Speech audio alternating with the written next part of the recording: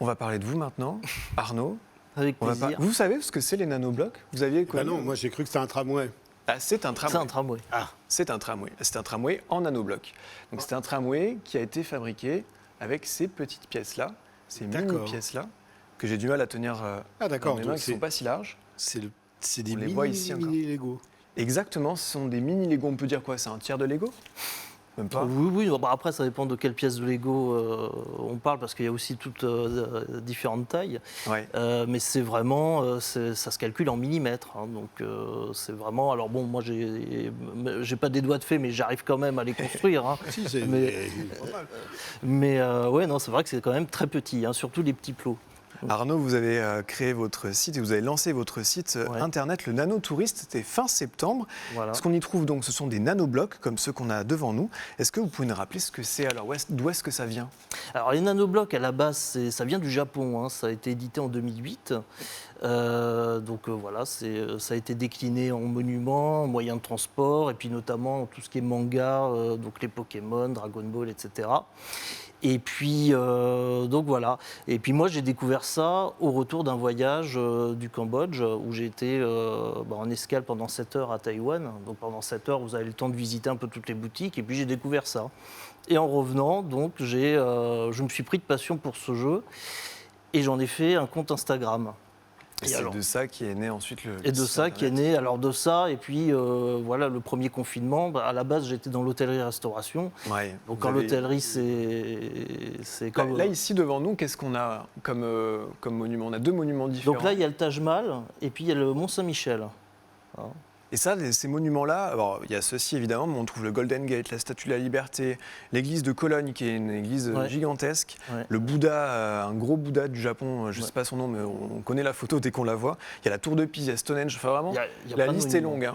La Il y a- liste est longue. Ouais. Tout ça, donc c'est fait en nanoblocs. Et par Voilà. exemple, si on prend l'exemple du Taj Mahal, est-ce que vous savez le nombre de pièces qu'il faut ou pas?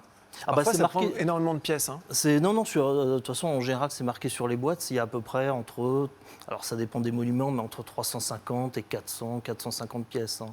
Pour les monuments, après, pour tout ce qui est animaux, c'est 120 pièces. Et pour les plats, c'est à peu près pareil. Enfin, les plats exotiques, c'est 120 pièces. C'est comme un puzzle 3D en fait. C'est un Bah, petit c'est peu ça, ça, c'est un petit peu le même principe, sauf que là, c'est des mini briques dures. Hein. Donc, le puzzle 3D, c'est un peu plus souple. Hein. C'est des pièces un peu plus souples, je crois. Ah, ça existe, pardon. Et ça existe aussi, ouais. Pardon. Désolé. Alors, vous, sur votre site nanotouriste.fr, vous êtes concentré sur le voyage, donc d'où le nom. Donc, sur le voyage, Qu'est-ce ouais. qu'on trouve alors? Donc on va trouver déjà, moi je vais me présenter puis un peu présenter mon histoire, hein, parce que bon, je pense que des millions de Français ont un peu vécu le fait de changer de métier, de se reconvertir. Et Vous étiez dans la puis- restauration avant. Dans la ouais. restauration, tout à fait. Et puis, donc on va y trouver donc, des nanoblocs. Alors, j'ai essayé de représenter les cinq continents, que ce soit les moyens de transport, les monuments ou les animaux. Et on va retrouver donc, ces monuments, entre autres. J'y mets toujours, comme un petit peu sur mon compte Instagram, je mets toujours une anecdote sur le monument en question pour que ça donne envie aux gens de s'y intéresser, puis peut-être d'en découvrir plus. Et donc voilà, donc je vends mes monuments sur ma page boutique.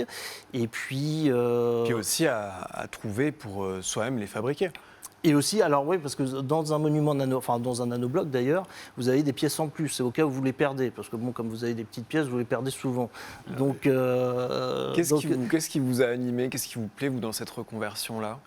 Justement, c'est un petit peu comme, bon, c'est pas vraiment pareil, mais c'est une petite chasse au trésor aussi pour vous. Parce que, alors le tramway de San Francisco, il est peut-être très répandu. Ouais. Il y a d'autres pièces qu'on ne trouvera que dans un seul pays, d'autres pièces Effectivement, qui sont très rares. C'est ce côté-là qui vous plaisait comme un collectionneur, en fait? Bah, il y a le côté un peu collectionneur, effectivement, et puis il y a le côté de... donc il y a des monuments qui sont en série limitée. Hein. Il y a le musée Chimay à Taïwan qu'on peut trouver qu'à Taïwan. Hein. Donc c'est bon, ce qui est un peu dommage, ça veut dire que je dois prendre l'avion. Mais il y a le côté collectionneur, le côté aussi découverte, hein, parce que moi, il y a des tas de monuments. Comme ça vient du Japon, il y a plein de monuments japonais que je connaissais pas et que j'ai découvert comme ça. Donc c'est aussi c'est pédagogique et J'ai culturel. presque envie de dire comme les inconnus et vice-versa. C'est-à-dire que vous aussi, vous avez construit des choses que les Japonais ne connaissent peut-être pas, Ouais. encore que. Vous avez adapté certaines pièces pour créer des monuments. Alors ici, le plus célèbre, on le voit, voilà, c'est le château Alors de Chenonceau. Ouais. Ça, c'est votre création. Et ça, alors c'est vrai que j'en ai créé quelques-uns pour donc notamment Chenonceau et puis des monuments dans le monde. Alors c'est vrai que là, ça met un peu plus de temps. Un monument comme ça va mettre, on va dire, 1 heure. Une création, ça peut mettre plusieurs jours. Ça dépend ce qu'il faut créer, mais il faut trouver Le les plus bonnes dur que pièces. vous ayez fait, c'est quoi? Le plus dur, il y en a que j'ai pas réussi à faire surtout. Donc où ça s'est arrêté, ça a été tué dans l'œuf. Mais Chenonceau était dur, c'était pas évident parce qu'il fallait trouver des petites pièces et puis les châteaux c'est toujours des petites tourelles, donc c'était pas simple. Et si on reprend donc ce qu'on pourrait trouver sur nanotourist.fr, ce qui a monté, il y a des niveaux de difficulté. Ça va Alors ça va de 1 à 5 tout à fait, donc 1 c'est le plus facile. Alors des 5 moi j'en ai pas vu encore, j'ai vu le niveau 4 en général c'est alors tout ce qui est la Sagrada Familia, je crois qu'il y a le Golden Gate parce que c'est assez fragile, c'est assez minutieux quand même. Voilà, donc niveau de 1 à 5, c'est assez accessible. Alors ça convient aux plus de 12 ans parce que voilà, c'est quand même vu une la très taille, petite pièce. Je remonte, c'est vrai que c'est tout petit. Vous pouvez nous dire la gamme de prix à peu près, ça commence à partir de combien? Alors ça commence à partir pour tout ce qui est animaux, plats exotiques, c'est 10,50 €. Et puis après, pour les monuments, il faut compter entre 20 et 24 € à peu près. Et après, il y a des monuments qui sont un peu plus volumineux, comme le Golden Gate, qui sont dans les 35 €. C'est à partir d'une dizaine d'euros pour les plus petites pièces. Voilà, tout à fait. Le nanotourist.fr est sur les réseaux sociaux, donc Facebook et Instagram. Merci beaucoup Arnaud d'être venu nous présenter ça.